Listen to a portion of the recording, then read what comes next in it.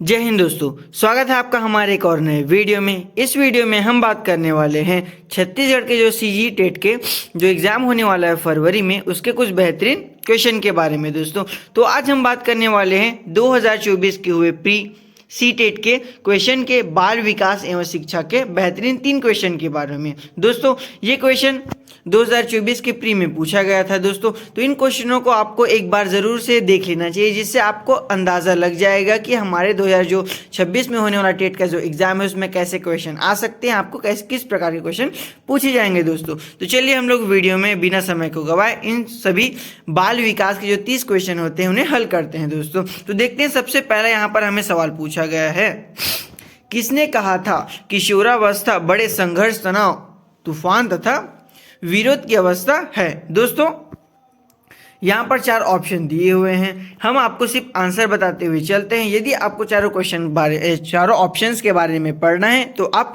Video को pause करके आराम से सभी क्वेश्चनों को और उसके विकल्पों को पढ़ सकते हैं दोस्तों। तो फर्स्ट का जो आंसर हो जाएगा वो हो जाएगा option B, Stanley hall.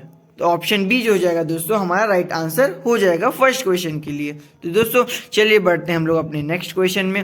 Question number 2 में हमें पूछा गया है कि संज्ञात्मक विकास की पूर्व संक्रियात्मक अवस्था की अवधि होती है। दोस्तों यहाँ पर 4 ऑप्शन दिए हुए हैं, मैं आपको सिर्फ आंसर बताते हुए चलता हूँ। इसका जो राइट आंसर हो जाएगा दोस्तों वो हो जाएगा ऑप्शन नंबर सी, 2 से 7 वर्ष। ऑप्शन नंबर सी जो हो जाएगा दोस्तों हमारा सेकेंड का जो राइट आंसर हो जाएगा ऑप्शन नंबर सी, 2 से 7 वर्ष दोस्तों। क्वेश्चन नंबर 3 में हमें पूछा गया है दोस्तों यहाँ पर पूछा गया है तर्क, जिज्ञासा और निरीक्षण शक्ति का विकास की आयु होती है। दोस्तों इसका जो राइट आंसर हो जाएगा ऑप्शन नंबर ए, 7 वर्ष। ऑप्शन नंबर ए जो हो जाएगा दोस्तों हमारा राइट आंसर हो जाएगा मित्रों। चलिए बढ़ते हैं हम लोग अपने क्वेश्चन नंबर 4 की ओर। क्वेश्चन नंबर 4 में हमें पूछा गया है कि जे पियाजे द्वारा प्रतिपादित सिद्धांत है। तो दोस्तों इसका जो राइट आंसर हो जाएगा वो हो जाएगा ऑप्शन नंबर ए, संज्ञात्मक विकास। ऑप्शन नंबर ए जो हो जाएगा हमारा राइट आंसर हो जाएगा दोस्तों। यदि आपको सभी ऑप्शंस को सही से पढ़ना है तो वीडियो को पॉज करके आप सभी क्वेश्चन के सारे चारों ऑप्शन से पढ़ सकते हैं दोस्तों, और आराम से अपना तर्क दे सकते हैं। और यदि किसी क्वेश्चन का आंसर यदि आपको पहले से पता हो तो नीचे कमेंट में कमेंट करके ज़रूर बताइएगा दोस्तों। चलिए बढ़ते हैं हम लोग क्वेश्चन नंबर 5 की ओर। क्वेश्चन नंबर 5 में हमें पूछा गया है, यह कथन किसका है, शैशवावस्था में सीखने की सीमा और तीव्रता विकास की और किसी अवस्था की तुलना में बहुत अधिक होती है। दोस्तों इसमें पूछा गया है शैशवावस्था में जो सीखने की जो सीमा और तीव्रता होती है विकास की किसी अवस्था की तुलना में बहुत अधिक होती है। दोस्तों इसे किसने कहा है, इसे हमें बताना है दोस्तों। जो 5वें का जो राइट आंसर हो जाएगा वो हो जाएगा ऑप्शन नंबर ए, वॉटसन। तो ऑप्शन नंबर ए जो हो जाएगा दोस्तों हमारा राइट आंसर हो जाएगा। चलिए बढ़ते हैं हम लोग अगले क्वेश्चन की ओर। क्वेश्चन नंबर 6 में हमें पूछा गया है दोस्तों, किशोरावस्था में विकास प्रक्रिया में शामिल नहीं है। किशोरावस्था में जो विकास की जो प्रक्रिया में शामिल नहीं है दोस्तों, इसमें ऑप्शन नंबर सी हो जाएगा भाषा विकास। ऑप्शन नंबर सी जो हो जाएगा ये किशोरावस्था विकास में शामिल नहीं है दोस्तों।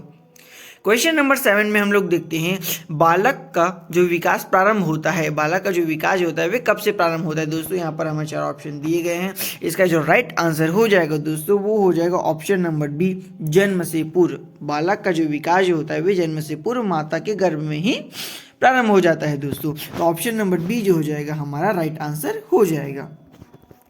चलिए हम लोग बढ़ते हैं क्वेश्चन नंबर 8 की ओर। क्वेश्चन नंबर 8 में हमें पूछा गया है, व्यक्तिगत जो मनोविज्ञान का जन्मदाता कौन है। व्यक्तिगत जो मनोविज्ञान होता है उसका जन्मदाता कौन है दोस्तों, ये हमें पूछा गया है। तो इसका जो राइट आंसर हो जाएगा वो हो जाएगा option number B, Adler. Option number B जो हो जाएगा हमारा राइट आंसर हो जाएगा दोस्तों। चलिए बढ़ते हैं हम लोग क्वेश्चन नंबर 9 की ओर। क्वेश्चन नंबर 9 में पूछा गया है, विकास के परिणाम स्वरूप व्यक्ति में नवीन विशेषताएं और नवीन योजनाएं प्रकट होती है। दोस्तों इसमें पूछा गया है, विकास के परिणाम स्वरूप व्यक्ति में नवीन विशेषताएं और नवीन योग्यताएं प्रकट होती है, यह कथन किसने दिया। दोस्तों इसका जो राइट आंसर हो जाएगा वो हो जाएगा option number A. Option number A जो हो जाएगा हल रॉक का ऑप्शन नंबर ए जो हो जाएगा 9वीं के लिए राइट आंसर हो जाएगा दोस्तों। चलिए बढ़ते हैं हम लोग क्वेश्चन नंबर 10 की और क्वेश्चन नंबर 10 में पूछा गया है कौन सी प्रक्षेपित विधि नहीं है, कौन सी जो है वे प्रक्षेपित विधि नहीं है दोस्तों। इसका जो राइट आंसर हो जाएगा 10वीं का वो हो जाएगा ऑप्शन नंबर डी, सॉरी दोस्तों ये हो जाएगा ऑप्शन नंबर डी। मैं आपको हटा के दिखा देता हूँ, ये हमारा जो 10वीं का जो राइट आंसर हो जाएगा ऑप्शन नंबर डी, स्टैनफोर्ड बीने परीक्षण, ये जो हो जाएगा दोस्तों हमारा प्रक्षेपण विधि नहीं है, तो ऑप्शन नंबर डी जो हो जाएगा हमारा राइट आंसर हो जाएगा दोस्तों। क्वेश्चन नंबर 11 देखते हैं। क्वेश्चन नंबर 11 में पूछा गया है कि जो सामाजिक तत्व में शामिल हैं केवल एक को छोड़कर, इन चारों में से जो शामिल जो कहता है, सॉरी दोस्तों यहाँ पर पूछा गया है सामाजिक तत्व में शामिल है केवल एक को छोड़कर, मतलब 3 शामिल हैं एक नहीं शामिल, उसे हमें बताना है दोस्तों। तो इसका जो राइट आंसर हो जाएगा वो हो जाएगा ऑप्शन नंबर बी, जन्म क्रम, जन्म क्रम, ऑप्शन नंबर बी जो हो जाएगा दोस्तों हमारा राइट आंसर हो जाएगा। चलिए बढ़ते हैं हम लोग क्वेश्चन नंबर 12 की और क्वेश्चन नंबर 12 में पूछा गया है संवेदी तंत्री, सॉरी दोस्तों संवेदी क्रियात्मक खेल की अवस्था है दोस्तों, संवेदी क्रियात्मक खेल की अवस्था है। यहाँ पर 4 ऑप्शन दिए गए, हम आपको राइट आंसर बताते हैं। ऑप्शन नंबर ए जो हो जाएगा शैशव काल, ऑप्शन नंबर ए जो हो जाएगा इसका राइट आंसर हो जाएगा दोस्तों। चलिए बढ़ते हैं हम लोग क्वेश्चन नंबर 13 की और क्वेश्चन नंबर 13 में पूछा गया है परिणात्मक एवं गुणात्मक पक्ष में सम्मिलित करते हैं, सम्मिलित रहते हैं दोस्तों। इसका जो राइट आंसर हो जाएगा 13वीं का हो जाएगा ऑप्शन नंबर बी, बुद्धि, ये सॉरी दोस्तों विकास में ऑप्शन नंबर बी हमारा राइट आंसर हो जाएगा 13 के लिए। चलिए बढ़ते हैं हम लोग क्वेश्चन नंबर 14 की ओर। दोस्तों यदि आपको लग रहा होगा कि वीडियो थोड़ी फास्ट है या फिर आप जल्दी जल्दी क्वेश्चन को ले सकते हैं, तो दोस्तों इसके लिए आप वीडियो को पॉज करके आराम से पढ़ सकते हैं और सही विकल्प चुनने के लिए अपना तर्क दे सकते हैं दोस्तों। यदि मैं आपको एक एक ऑप्शन विधि बताते हुए चलता हूँ तो वीडियो बहुत ही ज़्यादा लंबी हो जाएगी दोस्तों, इसीलिए हमें इसे जल्दी से निपटाना पड़ेगा। चलिए बढ़ते हैं हम लोग क्वेश्चन नंबर 14 की ओर। क्वेश्चन नंबर 14 में पूछा गया है शारीरिक वृद्धि पर प्रभाव डालने वाली ग्रंथि है दोस्तों। यहाँ पर 4 ग्रंथियों के नाम दिए गए जो शारीरिक वृद्धि पर प्रभाव डालती है दोस्तों। तो आपको इसका आंसर पता होगा ऑप्शन नंबर डी जो प्यूटिट्री, ऑप्शन नंबर डी प्यूटिट्री ग्रंथि, पीयूष ग्रंथि जिसे बोलते हैं, ये हो जाएगा हमारी शारीरिक वृद्धि पर प्रभाव डालने वाला ग्रंथि दोस्तों। ऑप्शन नंबर डी जो हो जाएगा इसका राइट आंसर हो जाएगा। तो चलिए बढ़ते हैं हम लोग क्वेश्चन नंबर 15 को। क्वेश्चन नंबर 15 में पूछा गया है जीन पियाजे के अनुसार सीखने के लिए निम्नलिखित में से क्या आवश्यक है। जो जीन पियाजे के अनुसार सीखने के लिए निम्नलिखित में से क्या आवश्यक है दोस्तों। तो ऑप्शन नंबर ए जो हो जाएगा दोस्तों विद्यार्थी द्वारा पर्यावरण की सक्रिय खोज, ये सर्वाधिक आवश्यक ऑप्शन नंबर ए जो हो जाएगा इसका राइट आंसर हो जाएगा दोस्तों। यहाँ पर यह जो अन्य जो 3 ऑप्शन दिए वे भी ठीक है, लेकिन सबसे जो सटीक आंसर हो जाएगा उसी के लिए हम लोग वही चूज करते हैं, लेते हैं। तो ऑप्शन नंबर ए जो हो जाएगा इसका सटीक आंसर हो जाएगा। चलिए बढ़ते हैं अगले क्वेश्चन, क्वेश्चन नंबर 16 की ओर। क्वेश्चन नंबर 16 में हमें पूछता है कि बच्चे सक्रिय रूप से दुनिया के बारे में अपनी समझ का निर्माण करते हैं। इस कथन, यह कथन है किसका श्रेय दिया जाता है, इस कथन के लिए किसे श्रेय दिया जाता है कि जो बच्चे सक्रिय रूप से दुनिया के बारे में अपनी समझ का निर्माण करते हैं। तो दोस्तों इसका जो राइट आंसर हो जाएगा ऑप्शन नंबर सी पियाजे, ऑप्शन नंबर सी जो हो जाएगा दोस्तों इसका राइट आंसर हो जाएगा। क्वेश्चन नंबर 17 में हमें पूछा गया है कि निम्नलिखित में से कौन सा संज्ञान का घटक नहीं है, निम्नलिखित में से कौन सा संज्ञान का घटक नहीं है दोस्तों ये पूछा गया है। तो इसका जो राइट आंसर हो जाएगा वो हो जाएगा ऑप्शन नंबर ए भावनाएं, ऑप्शन नंबर ए जो हो जाएगा दोस्तों इसका राइट आंसर हो जाएगा। चलिए बढ़ते हैं हम लोग क्वेश्चन नंबर 18 की ओर। क्वेश्चन नंबर 18 में हमें पूछा गया है विशेष आवश्यकता वाले बच्चों की शिक्षा विशेष विद्यालय की अपेक्षा नियमित विद्यालय में बेहतर होती है। दोस्तों इसे एक बार फिर पढ़ते हैं। विशेष आवश्यकता वाले बच्चों के लिए जो शिक्षा होती है वे विशेष विद्यालय की अपेक्षा नियमित विद्यालय में बेहतर होती है क्योंकि वहाँ है। दोस्तों यहाँ पर 4 ऑप्शन दिए गए, इसका जो राइट आंसर हो जाएगा ऑप्शन नंबर बी इक्विटी और समानता, ऑप्शन नंबर बी जो हो जाएगा दोस्तों इसका राइट आंसर हो जाएगा। क्वेश्चन नंबर 19 को देखते हैं। क्वेश्चन नंबर 19 में पूछा गया है किशोरावस्था वह काल है, किशोरावस्था वह काल है। तो इसका जो राइट आंसर हो जाएगा दोस्तों वो हो जाएगा ऑप्शन नंबर बी 11 से 19 वर्ष। 11 से 19 वर्ष को ही दोस्तों किशोरावस्था का एक अवधि कहा जाता है। हम लोग अब देखते हैं अपने स्क्रीन पर क्वेश्चन नंबर 20। क्वेश्चन नंबर 20 में पूछा गया है कि निम्न में से कौन सा जन्मजात प्रेरणा का उदाहरण है। निम्नलिखित कौन सा जो जन्मजात प्रेरणा का उदाहरण है दोस्तों इसका जो राइट आंसर हो जाएगा वो हो जाएगा ऑप्शन नंबर बी, भूख। ये भूख जो होती है जन्मजात प्रेरणा का एक उदाहरण है दोस्तों। भूख, जिससे भूख लगती है हमें प्रेरणा मिलती है, हमें कुछ खाना चाहिए, तो ये हो जाएगा ऑप्शन नंबर बी, हमारा बी इसके लिए राइट आंसर हो जाएगा। चलिए बढ़ते हैं हम लोग क्वेश्चन नंबर 21 की ओर। क्वेश्चन नंबर दोस्तों 21 या 21 जो भी आप समझ सकते हैं, जो पूछा गया है निम्नलिखित में से कौन सा कारक निम्नलिखित में से कौन सा कारक लोकोमोटर जो बोलते हैं विकलांगता वाले छात्रों में सफल समावेश में बाधा डालता है दोस्तों। तो इसका जो 21 का जो राइट आंसर हो जाएगा ऑप्शन नंबर बी। दोस्तों यहाँ पर ऑप्शन नंबर बी जो हो जाएगा हमारा राइट आंसर हो जाएगा। ऑप्शन नंबर बी दोस्तों देखते हैं, मैं आपको टिक रहते बता देता हूँ। ऑप्शन नंबर बी दुर्गम एवं बुनियादी ढांचा, ऑप्शन नंबर बी जो हो जाएगा इस क्वेश्चन के लिए राइट आंसर हो जाएगा हमारा। चलिए बढ़ते हैं हम लोग क्वेश्चन नंबर 22 की। क्वेश्चन नंबर 22 में हमें पूछा गया है एक छात्र को गिटार सीखने में आनंद आता है और लंबे समय तक अभ्यास करने के बावजूद उसे संतुष्टि नहीं मिलती है, वह छात्र है। दोस्तों इसका जो राइट आंसर हो जाएगा 22 का वो हो जाएगा ऑप्शन नंबर सी, आंतरिक रूप से प्रेरित है दोस्तों। इसका जो राइट आंसर हो जाएगा ऑप्शन नंबर सी जो हो जाएगा अब इसका राइट आंसर हो जाएगा। क्वेश्चन नंबर, चलिए बढ़ते हैं दोस्तों हम लोग 23 के। क्वेश्चन नंबर 23 में पूछा गया है दोस्तों यहाँ पर पूछा गया है मनुष्य में विकास होता है। मनुष्य में विकास कब होता है दोस्तों?